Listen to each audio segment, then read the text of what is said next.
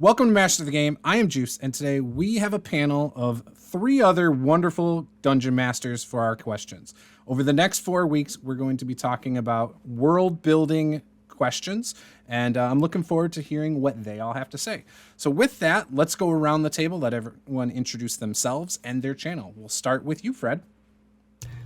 Hi, I'm Fred Wheeler. I run the How to D&D YouTube channel. I talk pretty much everything about Dungeons & Dragons, 5e, other RPGs when I can squeeze it in and people will let me do it. And I am on Twitter and Facebook. Nice. Next up, Sarah. Hey everybody, I'm Sarah. I am the Hype Goblin. You can find me all over the internet as the Hype Goblin. I do a lot of cosplay content centered around D&D and other TTRPGs, and I've started a YouTube channel. I don't know what it's going to be yet, but there's TTRPG stuff on there. Looking forward to checking it out. Hell yeah. Josiah. Hi, I am Josiah, also known as Dungeon Dad on the internet. I have a YouTube channel and I stream occasionally on Twitch and YouTube as well. You can find me on Twitter at Dungeon Papa. And I make content mostly focused around D&D monsters and encounter building, specifically taking old school D&D monsters that didn't make the cut to 5th edition, converting them, and educating the public on them, I suppose you could say. Excellent. And then obviously you guys know me. I am Juce. Variety channel, variety of tabletop RPGs, D&D, other game systems. We do live plays, all sorts of great things. So let's dive into it. The very first question I have is, what have been your biggest inspirations for your world building? And what have you incorporated into your worlds? Or what do you want to incorporate into your worlds from it? We'll start with you, Fred. Okay, so I use a lot of legends and mythology. Then I also have I like Greek mythology, so I've used a lot of that, and I think that's kind of Dungeons and Dragons. Yeah. It pulled all of that in, so it's already there. When they do anything with it that I don't like, I just go back to the original, frankly. My players also help me build my worlds, even though they don't realize it. Sometimes I'll make it abundantly clear. Some players don't they think that you should be providing all of the stuff to you, like you prepare the meal and serve it, and it's all your creation. And so I have to trick those players to get them to produce what I want. So I get them to give me the ideas, and then I incorporate them where I see fit. Josiah knows what I'm talking about. And then I also I have a fancy for a YouTube channel called Origins Explained, where there's a lot of very strange and unusual things that are discussed. Katrina here again, talking about blah blah blah blah. So I watch a lot of her stuff when I get a chance, and I'm sick and tired of listening to Dungeons and Dragons YouTube videos and so forth, which is very, very often. And then I hate to say it, I'm subscribed to a lot, but I like her stuff because it's based on history. It's some of the more obscure stuff that you really won't hear about or read about in a book. So I like watching that stuff. And then a lot of historical mythology around monsters, because I feel like Dungeons and Dragons and a lot of RPGs, but specifically Dungeons and Dragons, is really the story of the player's character's interaction with monsters in whatever way. Not necessarily to kill them, but in some way. So yeah, that's where I get my stuff from. Interesting. What have you taken or actually placed into your worlds from those? Everything. Like, yeah, if it's not nailed down, well, even if it was nailed down, I'll still take it. So yeah, everything, the whole lot. A good DM steals from everything anyway, so no problem. Totally. How about you, Sarah? I pull a lot from things that I want to know more about. I tend to hyperfixate on just the most mundane things, but I'll turn it into something in the world. But the last thing was a watch that I saw on Pinterest, and it had this the most mundane thing, but it had the coolest watch face I think I've ever seen, and it looked like there were like planets moving in the background behind the hands, and it inspired. Words are hard. It inspired a entire one shot for a D&D game, which I've written up and am getting ready to publish.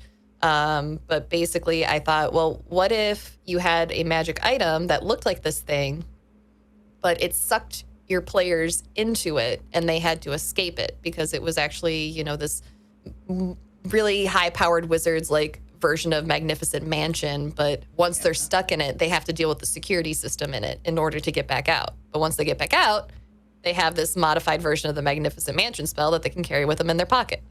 So I like taking mundane items like that and turning them into something fantastical and something useful in the world. I also pull a lot lately from my own family history. My great-great-grandmother was the first in my family on my mother's side born in the U.S. My family comes from Poland. And we've unfortunately lost a lot of our connection to that heritage. With my great-grandmother's generation, speaking Polish in the home died out because her and her husband used it as a way to talk about things that they didn't want the kids to hear, and the kids never learned Polish. With her children's generation passing, my grandparents, we lost a lot of the social traditions. No one in the family gets together to make pierogies anymore. The Polish wedding traditions are not incorporated into the current generation's weddings. And there's a lot of things other than just going and buying like some Polish sausage at the supermarket that my family and extended family just don't do anymore. So trying to reconnect with that through my own personal research, I've incorporated that into the things that I build, and also into the things that my friends build, because my friends are very much like Fred, where they'll pull inspiration, they'll build the world around the players. Deep gnomes in my friend's world, they're Polish. I got to write that entire culture into her world, and pull from a lot of old family memorabilia to create that. And I really love pulling from my friends' life experiences. I have friends from all over the world who have lived lives very, very different from mine. And I love saying, okay, so where's your character from? All right, that's a village here. Create that village for me. What does it look like? What are the politics there like? Who lives there? How diverse is it? What's this like? And I will let the player create that hometown, because they're not. It's not for me to say like, you know this or that about your hometown. That's your hometown. Like you're gonna grow up learning all of these things that the rest of the party won't know. And it takes a lot of the burden off of me for having to create that information if it's going to be relevant to the campaign. And it also gives more inspiring role play on their part, because then when there's a question asked, and you can just be like, oh, that's from your neck of the woods. Why don't you tell us about what that part of the world's like? And then in character, they can give all that info. I love that. I actually try to encourage my players to do that all the time. Mm-hmm. It's amazing how hesitant some players are, though, to give that. But you want to give them that agency to create what their character is about, and why they are the way they are. So I absolutely love that. Yeah, over on my Twitch channel, oftentimes my best friend who runs that game for us, who I've learned a lot of this from, she'll ask chat for like an NPC, who they are, what they do, and chat will build in the world in real time with us as well, if she doesn't have something already. And I think that's what a collaborative story should be. Yeah, no, I agree 100%. That's great. Josiah, follow that up. Yeah, no, for real. I mean, you guys both touched on a lot of things that I think are just like truisms about where to draw inspiration from when it comes to this kind of stuff. Especially like getting your players to do some of the legwork for you, because it is a collaborative story, right? Like I had a player one time who I did a very similar thing with. I was like, hey, tell me about your thing.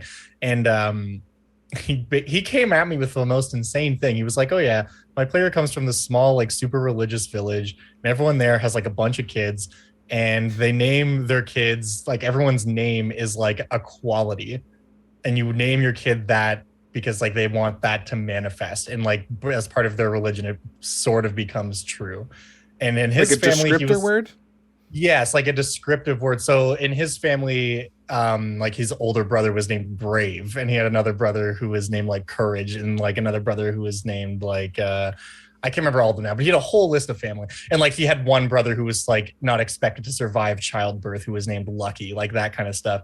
And his character was named Timid because his family had lost so many of their older members because they were all named after these like courageous words. So that his mom was like, I just want to have like our next kid stay at home and like be kind of like a meek dude who just like hangs out and like doesn't get into any trouble. So his name was Tim, his full name being Timid. And he had the highest passive perception of any character that I have ever seen in a D&D game. His whole thing was just like, I need to maximize wisdom. I need to take the alert feed. He was a druid. Yeah, he had a passive perception of like 24 or something like that. And the whole thing was because he was always super on edge and like was always afraid of everything. And he knew what was going on before anyone else knew. So yeah, I think that like, and that's something I never would have conceptualized that. So him coming at me with that, I was like, yeah, this is awesome. And I mean, not every single village is going to be a timid village, but I mean, even then, like it gets the players so much more invested in your world when they're part of creating it, right? But I guess to actually answer your question, so many things, but I'll hit you with something topical. I draw a lot of inspiration from video games because I don't know, I play a lot of video games in my free time. And anytime I'm playing anything that's like fantasy related, I'm just like thinking about like, oh yeah, I'm gonna rip that off for sure. Oh, that's the thing to steal over here for sure. Because you get such a good read on what is and isn't compelling when something is interactive, like a video game, because you are the player, right? So when you are experiencing that firsthand, it kind of informs you a little bit like, oh, this is cool. Like I don't have to think, hopefully this is cool. Like, you know, it's cool. So getting inspired by that kind of stuff, I think is great. I've drawn a lot of inspiration in the past from like the FromSoft games like Dark Souls and that kind of stuff, because those games are so like intentionally lonely. And that has given me a lot of insight into how to make parts of the world feel lonely and have that same kind of melancholic vibe to them, which also in a lot of ways informs how to do the opposite. Because when you know how to do something on one end of the spectrum, you know to just do the opposite, which will have the opposite effect, right? So yeah, I think video games are a great source for or just any type of interactive experience. Really, it's a good source for inspiration. I agree. Yeah, speaking of which, my biggest influences, I think, in recent years, is video games like Dragon Age, Skyrim, especially. Like, in fact, I just recently started playing Skyrim again, and I've been just little things in it. I'm like, oh, I'm going to take something of this. And I remember back when I first played Skyrim, I was like, oh, the coolest thing I can do is add these lunar weapons just because of the one forge. And I was like, I'm going to do this. And so I've, done stuff like that, or the ingredients, from the alchemy and monster ingredients doing different things. And in fact, we were talking in one of Fred's GM roundtables recently, where I was telling him about how I used a cockatrice egg to bump armor class for the players if they ate it. Not all the players ate it because they didn't know what it would do to them, but the ones that did got a bump to their armor class, and things like that.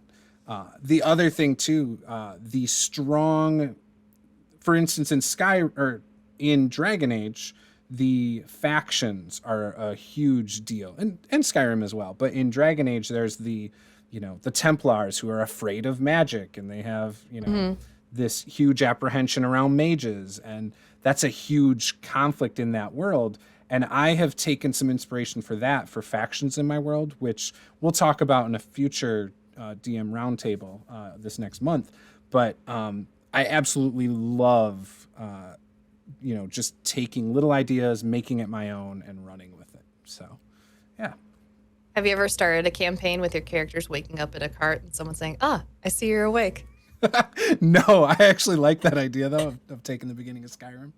I've actually started as a player stuck in the back of a cart that's a cage, and that was kind of cool. Had the opportunity to when they opened the gate with my hands tied, took down the guard and used his weapon to cut my thing before the other guy off the horse came at me, and I fought him off. Nice. Yeah, that was a lot of fun. But yeah. So, do you guys have anything else to add, or? I do believe that Josiah has been very tame in what he says that he uses as inspiration. Because I do remember him telling us about the Toy Story campaign that he ran.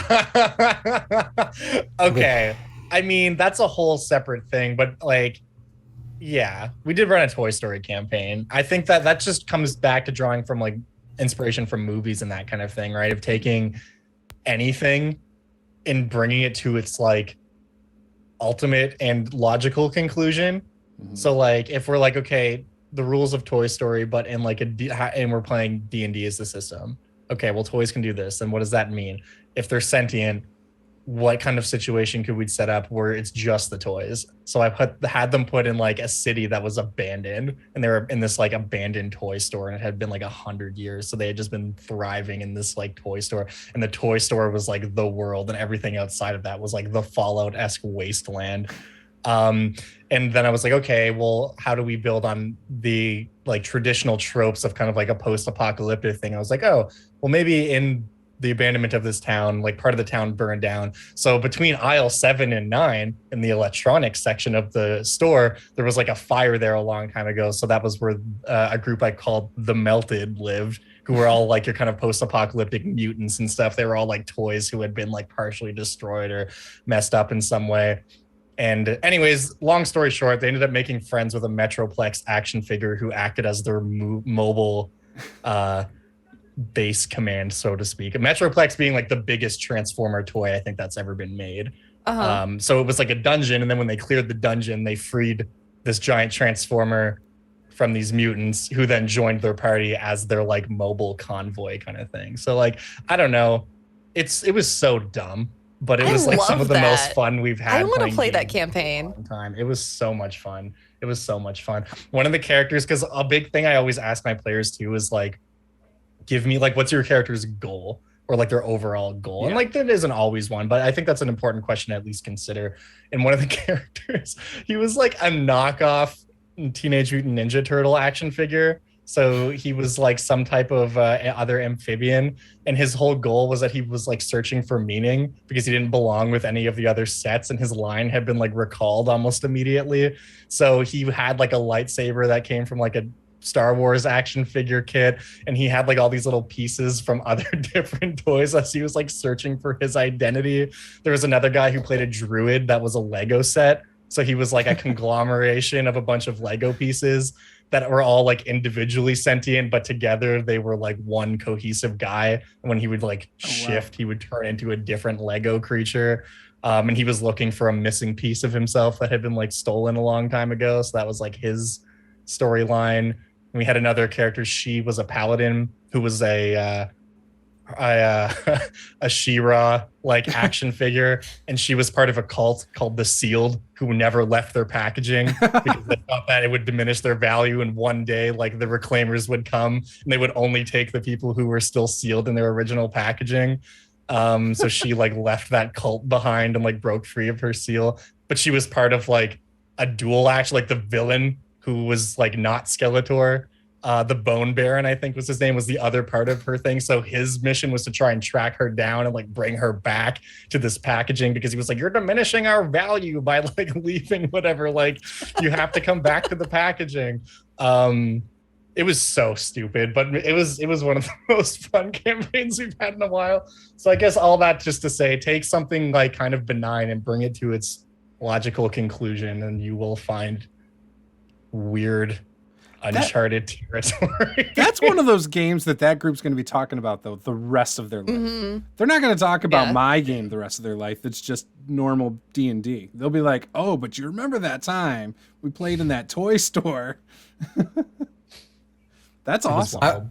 I would like to add one thing, and that is I have used Alice in Wonderland and the Wizard of Oz, and for obvious reasons, like the best fantasy stories out there. But Josiah, I'm going to trigger the monster again.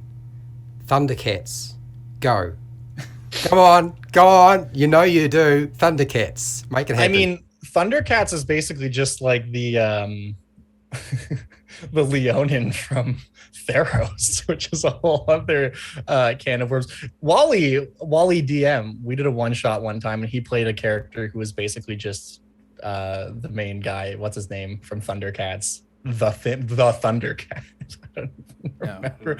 But like, I don't know, taking old TV shows like that, like we did a Redwall campaign where we were just like, hey, Redwall, but what if it wasn't just That's like so cool. the stuff in that? We expanded on that. So we built this world where it was basically Game of Thrones meets Redwall. So we had all the thematics of Redwall, but with the like stakes of Game of Thrones. So the party was on like a diplomatic mission to the Rat Kingdom, who was ruled by the Rat King, who is like a collection of 13 oligarchs that were all combined at the tail.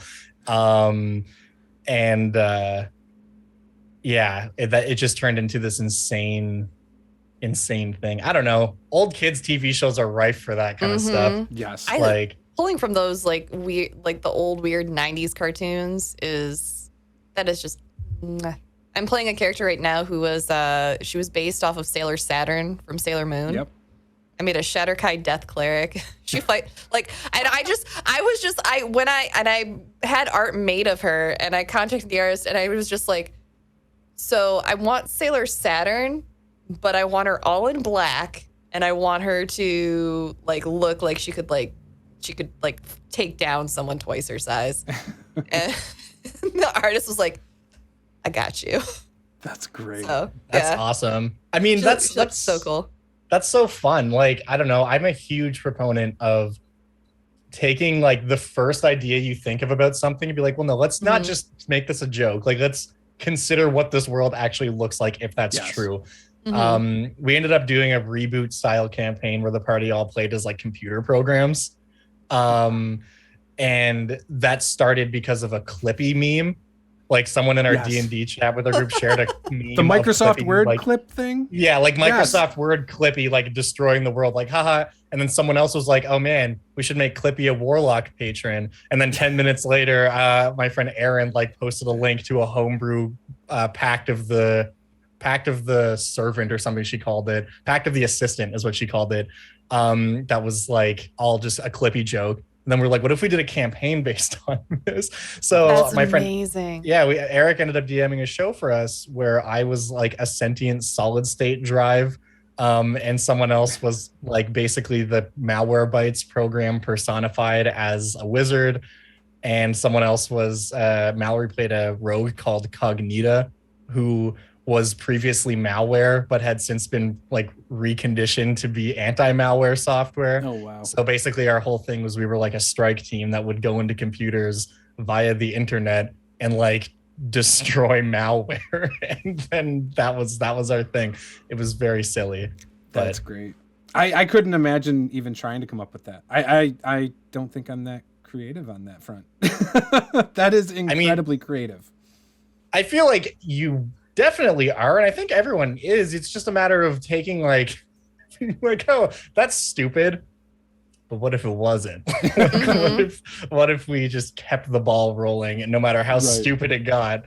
And do you guys play it seriously, or do you make it goofy? Oh yeah, we played all of this stuff like straight as an arrow. Like obviously it was funny, but like it got to a like everything was played super straight, and like we just had these ridiculous moments where like my character, so one of the mechanics that Eric, our DM, came up with for that was like, oh yeah, you can buy anything on the information superhighway. So we had like bits, which were our gold pieces, and we could cash those in at like an online menu at any point in time and buy anything from like the Dungeon Master's Guide or whatever, and he had prices for all the different tiers of magic items. And we had this super dramatic storyline where my character had like an old contact who was part of this like paladinic order of virus hunters who was taken down by this really old and powerful virus that our party was hunting. And in his like final moments, he like dumped all these text files to my character. He was like, man, it's too late for me. Like, you have to avenge me, whatever.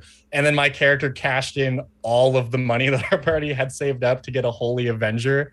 And then we went into like the finale of the campaign. The next episode, we were like, it's time to like get some sick vengeance. And it was like weirdly emotional, but then you kind of take a step back and you're like, yeah, I'm a solid state drive having a conversation with LimeWire about how my like old buddy from the malware software just got deleted or whatever. It's stupid, but like it was fun. That's awesome.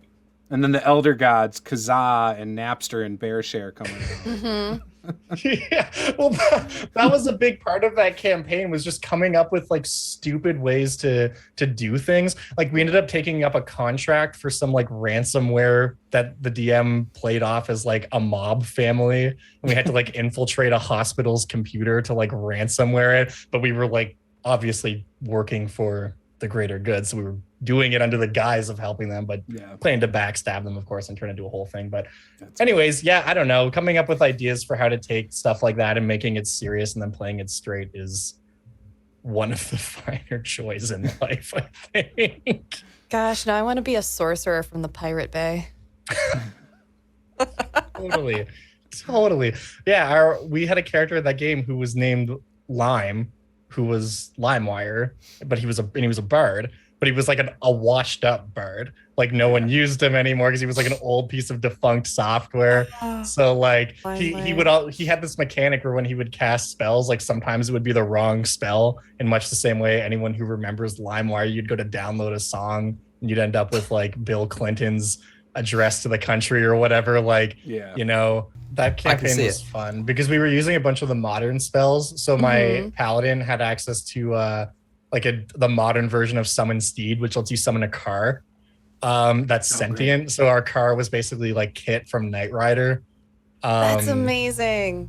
It was sweet. It was super. So serious question. The characters that were things like LimeWire and stuff, were they like, did they look like people, or what did they look like? I can show you character artwork of all these characters. Yeah. We had artwork commissioned because that was a streamed game.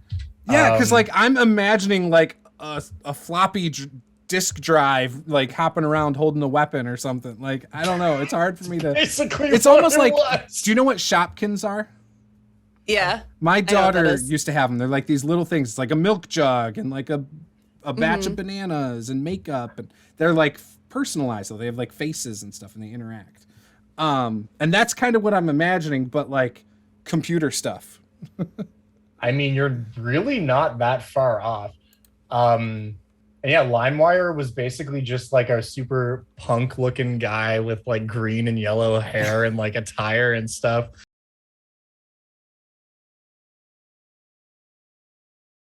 So thank you guys for watching this episode. Next episode, we are going to be talking about what are some ways you guys have used real world history and cultures in your worlds. Till next time, this is Master of the Game. I am Juce. Game on.